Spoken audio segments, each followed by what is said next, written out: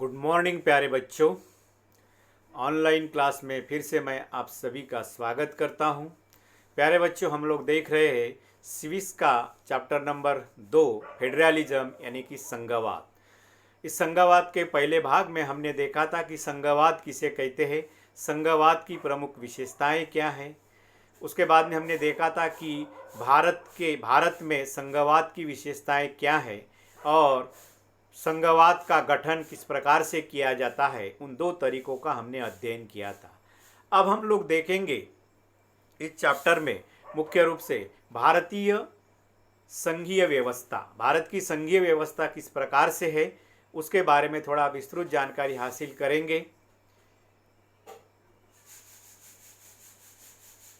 तो हम लोगों ने देखा था कि भारत का जो संघीय शासन व्यवस्था जो है, ये संघीय शासन व्यवस्था विकेंद्रीकरण के तरीके से बनी हुई है और इसमें हमने 3 खामियां भी देखी थी कि वैसे इसमें सभी राज्यों को समान अधिकार नहीं मिलते हैं, कुछ राज्यों को विशेष अधिकार दिए जाते हैं, जैसे भारत के जम्मू कश्मीर को मिले थे, हालांकि अभी नहीं है। लेकिन इसके बावजूद भी भारत की कुछ ऐसे केंद्र शासित प्रदेश है जहाँ पर सरकारें तो है लेकिन उन्हें वो सारे अधिकार नहीं दिए गए जो अन्य राज्यों को दिए गए हैं। दिल्ली है, लक्षद्वीप है, पांडिचेरी है, ऐसे कुछ राज्य है जहाँ पर चुनाव तो होते हैं, सरकारें बनती है, लेकिन उनके सीमित अधिकार है और अंतिम अधिकार वो केंद्र के अधीन है। तो इस प्रकार से ये समीक्षा है। अभी हम लोग देखेंगे भारत में संघीय व्यवस्था कैसे चलती है। भारत में संघीय व्यवस्था, how is the federalism practised in India. तो क्या भारत में संघीय व्यवस्था सफल हुई है, इसके बारे में हम लोग चर्चा करेंगे। एक प्रकार से हम लोगों ने जो विशेषताएं देखी है और भारत ने जो विशेषताएं अपनाई हैं, तो क्या उसके अनुरूप भारत चल रहा है या नहीं, या उसमें सफल हुआ या नहीं, इनके बारे में हम लोग देखेंगे। तो सबसे पहले देखेंगे कि भारत में संघीय व्यवस्था सफल हुई है। इसका प्रमुख कारण ये है, प्रमुख तर्क ये है कि हाँ, संवैधानिक प्रावधान, क्योंकि भारत ने पूरे जो केंद्र सरकार व राज्य सरकार के अधिकार क्षेत्र, उनके जो अधिकार शक्तियां जो है या अधिकार है, उनका स्पष्ट विभाजन हमारे संविधान में किया है। और इसीलिए भारत यह एक संघीय व्यवस्था वाला देश है, क्योंकि भारत ये संघीय शासन वाला देश है, ये हमारा संविधान में ही उसके प्रावधान है, इसलिए भारत एक संघीय शासन वाला देश कह सकते हैं। दूसरा इसकी जो विशेषता है कि यहाँ का जो मुख्य श्रेय जो जाता है, यहाँ की लोकतांत्रिक चरित्र को जाता है, यानी कि भारत की जनता व भारत के नेता जो है संघीय शासन के अनुरूप वो अपना काम कर रहे हैं। यानी कि राज्य सरकारों का केंद्र सरकार पर विश्वास है या भरोसा है, और केंद्र सरकार का दोनों के सहमति से हमारा देश पिछले 70 साल से चल रहा है। लोग भी अधिक सक्रियता से सहभागी हो रहे हैं और इसीलिए भारत का जो लोकतांत्रिक चरित्र है, ये इसका बहुत ही महत्वपूर्ण योगदान जाता है भारत में संघीय व्यवस्था सफल होने में। इसके बाद में केंद्र, राज्य और लोगों में संघवाद की भावना है। तीनों में संघवाद की भावना मतलब वही एक दूसरे पर विश्वास रखना, भरोसा रखना, आम सहमति रखना, व जो संविधान के अनुसार अपने अपने क्षेत्र में काम करना, और लोगों को भी ये संघवाद जो है, संघवाद पसंद है या संघवाद को स्वीकार करते हैं, इसलिए भारत का संघवाद सफल हुआ है। इसके अलावा लास्ट पॉइंट जो है, विविधता का आदर और सभी के साथ मिलजुल कर रहने की तीव्र इच्छा, ये एक बहुत महत्वपूर्ण बिंदु है जो भारत के संघीय व्यवस्था को सफल बनाता है। मतलब भारत में इतनी सारी विविधता है, इतनी विविधताएं होने के बावजूद भी हर एक समुदाय एक दूसरे के प्रति आदर भाव रखता है और एक दूसरे के साथ मिलकर वो रहने की उसमें तीव्र इच्छा है। कोई भी एक दूसरे से अलग नहीं होना चाहता है, संघर्ष नहीं करना चाहता है, ना जाति, धर्म, पंथ, लिंग, भाषा, वर्ण के आधार पर। और ये जो भाव है, ये भाव हमारे संघीय व्यवस्था को बहुत ही मजबूत करता है और इसीलिए भारत में संघीय व्यवस्था लगभग सफल हुई है, ऐसा हम लोग कह सकते हैं। भारत में संघीय व्यवस्था के काम को कैसे अंजाम दिया। प्यारे बच्चों, भारत ने जब संघीय व्यवस्था को स्वीकृत किया तब कई सारी ऐसी चुनौतियां भी थी, समस्याएं थी, लेकिन उन समस्याओं का समाधान, जैसे बेल्जियम ने किस प्रकार से आपसी सहमति से संघीय व्यवस्था स्थापित की, उसी प्रकार से भारत में भी इन्होंने संघीय व्यवस्था को कैसे अंजाम दिया। तो सबसे पहला जो मुद्दा था भारत के सामने वो था भाषाई राज्यों का निर्माण कैसे किया जाए। वैसे आपको पता ही है कि जब राष्ट्रीय आंदोलन चल रहा था तो राष्ट्रीय आंदोलन में हमारे नेताओं ने सभी राज्यों के लोगों को ये कहा था कि स्वतंत्रता मिलने के बाद में हम लोग हर एक भाषाई बोलने वालों का एक अलग से राज्य बनाएंगे। और इसी के कारण जब भाषाई राज्य बनाने की बात आई और जब प्रत्यक्ष रूप में और व्यवहार में जब उन्होंने देखा कि ये एक हमारे सामने चुनौती हो सकती है, इसलिए फिर इस समस्या का, इस चुनौती का कैसे सामना किया और समझदारी से कैसे इसको खत्म किया, इसको देखते हैं हम लोग। तो भाषा के आधार पर प्रांतों का गठन हमारी देश की लोकतांत्रिक राजनीति के लिए पहली और कठिन परीक्षा थी। राजनीतिक मानचित्र में परिवर्तन किया गया, मतलब ब्रिटिश कालीन जो राज्य थे उसे समाप्त किया गया और इसमें पुराने प्रांत जाकर नए प्रांतों का निर्माण हुआ और उनकी सीमाएं भी बदली गई और नाम भी बदल गए। इतने सारे परिवर्तन हो गए। एक भाषावार राज्यों का निर्माण किया, मतलब एक प्रकार की भाषा बोलने वाले लोगों के लिए एक राज्य का निर्माण किया गया शुरू में। लेकिन बाद में जब उन्हें पता चला कि भाषावार राज्य निर्माण करना, क्योंकि उस समय बहुत सारे भाषाई समुदायों ने अपने अपने लिए एक एक राज्यों की मांग की थी, तो भारत में कई सारी ऐसे भाषाएं बोली जाती है, तो इतने राज्यों का निर्माण करना संभव नहीं था। और इसीलिए बाद में पहले तो उन्होंने भाषा के आधार पर राज्यों का पुनर्गठन किया, राज्य का निर्माण किया, लेकिन बाद में उन्होंने संस्कृति, भूगोल व जातीयता के आधार पर भी राज्यों का गठन किया है। उदाहरण था नागालैंड का निर्माण, उत्तराखंड का निर्माण और झारखंड का निर्माण इसी आधार पर किया गया। भाषा के आधार पर राज्यों के निर्माण से नेताओं को डर लगने लगा कि इससे देश टूट जाएगा। ये डर इसलिए निर्माण होने लगा क्योंकि हर भाषाई समुदाय अपने लिए एक अलग राज्य की मांग करने लगा और संघर्ष भी शुरू हो गए थे। परिणाम स्वरूप हमारे नेताओं ने फिर इस राज्यों का पुनर्गठन को टाल दिया कुछ दिन के लिए और बाद में उन्होंने शुरू किया। हमारा अनुभव बताता है कि देखिए, कुछ लोग, मतलब जो नेताओं का जो डर था कि भाषा के आधार पर अगर हम लोग राज्यों का निर्माण करेंगे तो ये देश के लिए खतरा होगा, लेकिन सच्चाई कुछ अलग बयान करती है। मतलब हमारे पिछले इतने साल का अनुभव है कि भाषावार राज्य बनने से देश ज़्यादा एकीकृत और मजबूत हुआ। इसका कारण ये है कि एक प्रांत में एक भाषा के लोग रहते हैं तो एक स्वाभिमान, अपनी संस्कृति के बारे में, अपने राज्य के बारे में स्वाभिमान निर्माण होता है और वो राज्य के लिए सब कुछ करने की, त्याग की भावना उसमें निर्माण होती है और इस प्रकार से देश एकीकृत रहता है और मजबूत भी बनता है। ये साबित हुआ है। दूसरा, इससे प्रशासन पहले की अपेक्षा अधिक सुविधाजनक हुआ।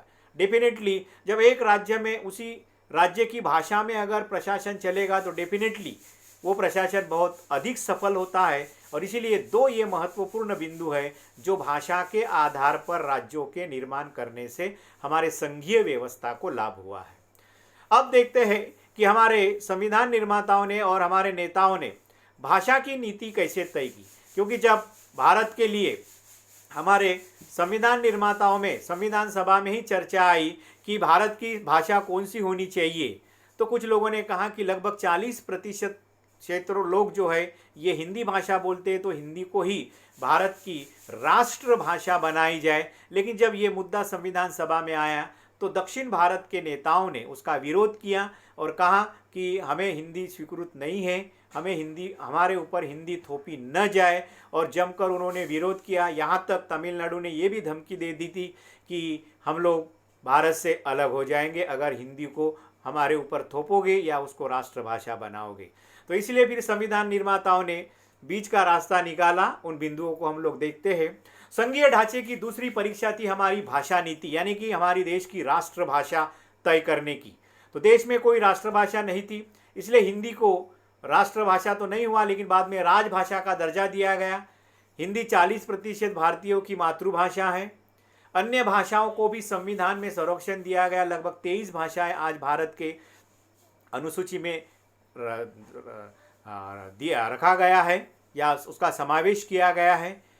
केंद्र सरकार को किसी भी पद का उम्मीदवार, इनमें से जो यूपीएससी की एग्ज़ाम होती है या केंद्र सरकार के कोई भी जो कंपटीशन एग्ज़ाम होती है, उसमें किसी भी पद के उम्मीदवार को वो इस 23 भाषाओं में से कोई भी भाषा में परीक्षा दे सकता है, बशर्ते उसको विकल्प चुनना है। इस प्रकार से एक बीच में का रास्ता निकाला। राज्यों की अपनी राजभाषाएं भी दी गई है, हिंदी किसी पर थोपी नहीं जाएगी, ये उसको आश्वासित किया गया। हिंदी को बढ़ावा देने के मामले में सावधानियां बरती गई, लचीला और समझदारी का रुख अपनाया, और इस प्रकार से संविधान के अनुसार अंग्रेजी सरकारी कामकाज की भाषा के तौर पर वैसे 1965 तक बंद किया जाना था कि 1965 तक हम लोग अंग्रेजी भाषा को सरकारी कामकाज के रूप में उपयोग करेंगे, लेकिन 65 के बाद में इसको बंद करेंगे और तब तक हिंदी को बढ़ावा देके जब आम सहमति बनेगी तो हिंदी को राष्ट्रभाषा का दर्जा दिया जाएगा और फिर कामकाज की भाषा हिंदी बनाई जाएगी, ऐसा तय हुआ था। लेकिन गैर हिंदी भाषा राज्यों ने 1965 के बाद भी विरोध किया। खासतौर पे तमिलनाडु ने अंग्रेजों को जारी रखने की अनुमति देकर इस विवाद को समझदारी से सुलझाया गया, क्योंकि तमिलनाडु ने इसके बारे में उग्र रूप भाई हम अलग होने की बात उन्होंने की थी और आंध्र प्रदेश ने भी। तो इस प्रकार से ये भाषा के बारे में, भाषा की नीति तय करते समय हमारे संविधान निर्माताओं ने, हमारे नेताओं ने संघीय ढांचे को मजबूत करने के लिए, नहीं तो क्या होगा कि अलग फूट कर चले जाएंगे तो संघीय ढांचा पूरी तरह से खोखला हो जाएगा, और इसीलिए ये बहुत अच्छा नीति उन्होंने भाषा के बारे में अपनाई। अब हम देखेंगे कि तीसरा जो इसका एस्पेक्ट है संघीय ढांचे को जांचने का, पहला तो हमने देखा कि राज्यों का निर्माण कैसे किया समझदारी के साथ, दूसरा जो हमने देखा था भाषा की नीति को भारत ने कैसे अपनाया, और अभी तीसरा हम लोग देखेंगे बिंदु केंद्र और राज्यों के बीच संबंध। जहाँ तक हमने एक विशेषता बताई है कि केंद्र और राज्यों के बीच में जो अधिकारों का विभाजन, अधिकार क्षेत्रों का विभाजन और राजस्व का भी विभाजन होता है, तो इसीलिए हम जो पहले चुनाव जो है हमारी आज़ादी के बाद की जो सरकारें बनी वहाँ से लेकर 2014 के चुनाव तक हम लोग इसके ऊपर इन बिंदुओं पर थोड़ा प्रकाश डालेंगे। वैसे केंद्र और राज्यों के संबंधों में आए बदलाव यह बताते हैं कि भारत में व्यवहार में संघवाद किस तरह मजबूत हुआ है। साझेदारी की संवैधानिक व्यवस्था वास्तविकता में कैसा रूप लेगी, यह उस बात पर निर्भर करता है कि शासक दल और नेता किस तरह इस व्यवस्था का अनुसरण करते हैं। तो आइए सबसे पहला जो केंद्र और राज्यों के बीच के संबंध का पहला बिंदु हम लोग देखते हैं। काफ़ी समय से, मतलब आज़ादी के बाद से कई सालों तक हमारे देश में एक ही पार्टी की केंद्र में और राज्य में सरकारें रही है। उस समय आमतौर पर केंद्र में राज्य सरकारें कांग्रेस की सरकारें, और राज्यों में भी अधिकतर राज्यों में ये राज्यों की केंद्र शासित प्रदेशों की सरकारें होती थी। इसका सीधा अर्थ होता है कि राज्य सरकारों ने संघीय इकाई के रूप में अपने अधिकारों का स्वायत्तता से प्रयोग नहीं किया। वेरी सिंपल बेटा, इसमें मैं आपको समझाता हूँ। देखिए कि केंद्र में भी कांग्रेस की सरकारें और राज्य में भी कांग्रेस की सरकारें, तो ऐसे समय में राज्य सरकारें पूर्ण रूप से, पूर्ण शक्ति से उनके अधिकारों का उपयोग नहीं कर सकते थे। क्यों? क्योंकि अगर वो कुछ केंद्र का विरोध करते थे या केंद्र के खिलाफ कुछ बोलते थे तो केंद्र में उन्हीं की सरकार है और वहाँ पूरी तरह से उनके पार्टी के वरिष्ठ नेता होते हैं, तो फिर उनको उन नेताओं पर पूरी तरह से नज़रअंदाज किया जाता है, या यहाँ तक उन्हें अगर बोलने पर, विरोध करने पर उन्हें पद से भी हटाया जाता है। इसलिए किसी भी राज्यों ने केंद्र के खिलाफ कोई नई आवाज़ उठाए, इसका मतलब उस समय हमारा संघीय ढांचा इतना मजबूत नहीं था। दूसरा देखिए, जब केंद्र व राज्यों से अलग अलग दलों की सरकारें रही तब केंद्र सरकारों ने राज्यों की अधिकारों की अनदेखी करने की कोशिश की। देखिए, जब केंद्र में एक सरकार और राज्य में दूसरे दलों की सरकारें बनी तब केंद्र सरकार ने राज्यों के अधिकारों की अनदेखी की, यानी कि उनके अधिकार क्षेत्र में हस्तक्षेप किया या उनकी बात सुनी नहीं। इस प्रकार के ये चित्र हमें दिखाई देते हैं। तीसरा बिंदु है, उन दिनों केंद्र सरकार ने अक्सर संवैधानिक प्रावधानों का दुरुपयोग किया। विपक्षी दलों की राज्य सरकार को उन्होंने बर्खास्त या जिसे भंग कहा जाता है, यह संघवाद की भावना के प्रतिकूल थी। तो सामान्यतः केंद्र में जिस पार्टी की सरकारें रहती है और राज्य में अगर उसके विपक्ष की सरकार होती है या अन्य दलों की सरकारें होती है तो सामान्यतः केंद्र सरकार ऐसे दलों की सरकारों को भंग करने के अवसर ढूंढती रहती है। और ऐसे भारतीय इतिहास में बहुत सारे ऐसे केसेस हुई है, कई सारे राज्य सरकारों को केंद्र सरकारों ने भंग किया है। ये एक प्रकार से संविधान के प्रावधानों का वह केंद्र सरकार अपने सत्ता के दुरुपयोग कर रहा है, ये हमारे संघीय ढांचे को मजबूत नहीं करता है। 1990 के बाद में स्थिति बदली। 1989 में जब इलेक्शन हो गए तब स्थिति बदलेगी। इसके बाद में केंद्र में किसी भी दल को केंद्र में बहुमत नहीं मिलने के कारण गठबंधन सरकारें बनी। गठबंधन सरकारें मतलब होता है जब किसी भी राजनीतिक दल को स्पष्ट बहुमत नहीं मिलता है, तब दो व उससे अधिक दल मिलकर जो सरकार बनती है उसे कोलिशन गवर्नमेंट या जिसको हम लोग गठबंधन सरकारें कहती है। तो ऐसी गठबंधन सरकारें बनी। इस अवधि में अनेक नए क्षेत्रीय दलों का निर्माण होने लगा और क्षेत्रीय दलों के समर्थन से केंद्रीय सरकार का गठन होने लगा। इससे सत्ता में साझेदारी और राज्य सरकारों की स्वायत्तता का आदर करने की नई संस्कृति पनपी और ये संघवाद को मजबूत करने वाली बात थी। प्यारे बच्चों, 1990 में मुख्य रूप से आप लोग जानते हैं वीपी सरकार की जो गवर्नमेंट बनी थी, भाजपा के समर्थन से अनेक सारे दल थे वहाँ पे, और वहाँ से जो सिलसिला शुरू हुआ तो लगभग 1914 तक ऐसे ही कोलिशन गवर्नमेंट बनी। और उसमें जो क्षेत्रीय दल थे, मतलब राज्यों की जो क्षेत्रीय पार्टियां थी, ऐसे क्षेत्रीय पार्टियों के बहुत सारी एमएलए, जैसे आप लोग पता है तेलुगु देशम पार्टी के, उसके बाद में जयललिता, उसके बाद में आपके ज्योति बसु की सीपीआई सीपीएम, उसके बाद में ममता बनर्जी की तृणमूल कांग्रेस के, ऐसे 15-15, 20-20, 30-30 ऐसे जो सांसद चुन के आते थे इनके समर्थन से। ऐसे समय में फिर केंद्र सरकार उनके अधिकार क्षेत्र में हस्तक्षेप नहीं कर सकते थे और ना ही किया, और इसमें दोनों का आदर हुआ। ये एक हमारे संघीय व्यवस्था को मजबूत करने वाली बात थी। सत्ता के साझेदारी और राज्य सरकारों के अधिकारों के संरक्षण हेतु समय समय पर न्यायपालिका ने महत्वपूर्ण निर्णयों के अंतर्गत केंद्र सरकार के सत्ता के दुरुपयोग को रोका है। ये देखिए, तो हमारे संघीय व्यवस्था में हमारे न्यायपालिका की जो भूमिका होती है, उन न्यायपालिका ने भी महत्वपूर्ण भूमिका निभाई है।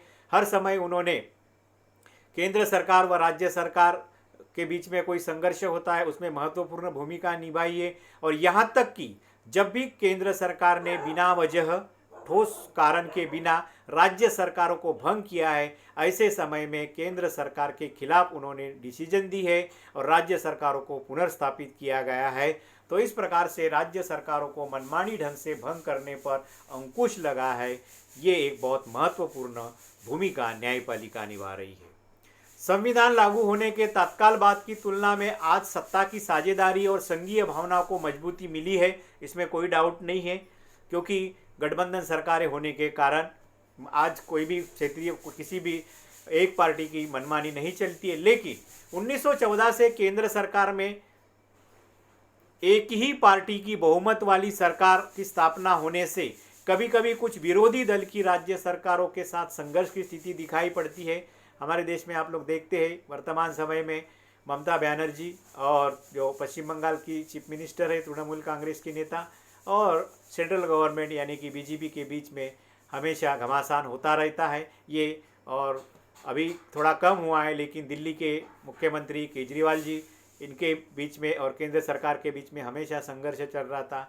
और जो केंद्र शासित प्रदेश, माफ़ कीजिए, कांग्रेस शासित प्रदेश है, जैसे पहले मध्य प्रदेश, अभी वहाँ पर बीजेपी स्थापित हो गई, लेकिन राजस्थान जैसे जो सरकारें हैं ये हमेशा केंद्र सरकार की आलोचना करते रहते हैं कि उन्हें उनके साथ पक्षपातपूर्ण व्यवहार किया जा रहा है। इस प्रकार के लोकतंत्र में आपको भारत में दिखाई देते हैं। तो इस प्रकार से दिखाई पड़ते हैं। हालांकि अभी तक किसी भी राज्य को केंद्र सरकार ने भंग नहीं किया है, लेकिन टकराव देखने को मिलता है। ये लोकतंत्र के लिए या संघीय व्यवस्था के लिए अच्छा संकेत नहीं है। तो इस प्रकार से हम यहाँ रुकते हैं। क्या भारत में संघीय व्यवस्था सफल हुई? समीक्षा कीजिए और केंद्र और राज्य सरकारों के बीच संबंध पर प्रकाश डालिए। ये बहुत ही इंपॉर्टेंट क्वेश्चन है, ये हर बार 5 मार्क के लिए पूछा जाता है। प्यारे बच्चों, अगले चैप्टर में हम लोग मुख्य रूप से भारत की जो स्थानीय इकाइयाँ है, उस स्थानीय इकाइयों के बारे में हम लोग विस्तृत रूप में देखेंगे, यानी कि भारत में किस प्रकार से विकेंद्रीकरण हुआ, the process of decentralisation in India, इसको हम लोग विस्तृत रूप में देखेंगे। तब तक के लिए धन्यवाद।